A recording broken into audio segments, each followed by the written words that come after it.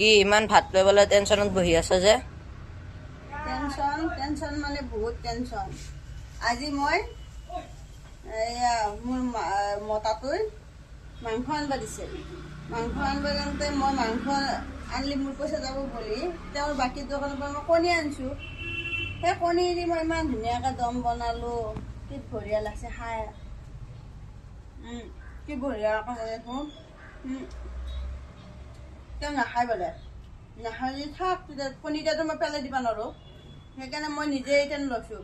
বেঙেনা পোৰা, ফুলকবি বল, বিলাহী বল, স্কচ বল, আলু বল, উৰহি বল, জ্বালা বল, এনেকৈ লৈ পেলাই কণীকেইটা দি মই কিবাকৈ চিন্তা কৰি আছিলোঁ। এনেকুৱা এটা আহি পালি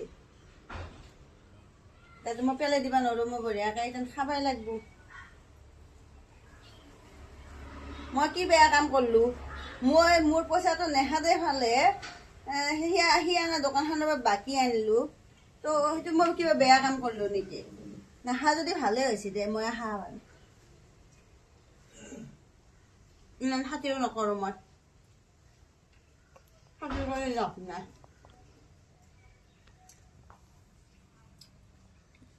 ছোৱালীক দিলে ছোৱালীও নাখায় বোলে, মাংস নাখায়। দুইটাই ধৰি সেইকাৰণে মই খাই শেষ কৰি থৈ যাওঁ। এতিয়া আপোনালোকক দেখালোঁ মই ভাল কৈছোঁ নে বেয়া কৈছোঁ। লাইক কমেণ্টত পাৰিলে কৈ দিব। Bye bye, Tata.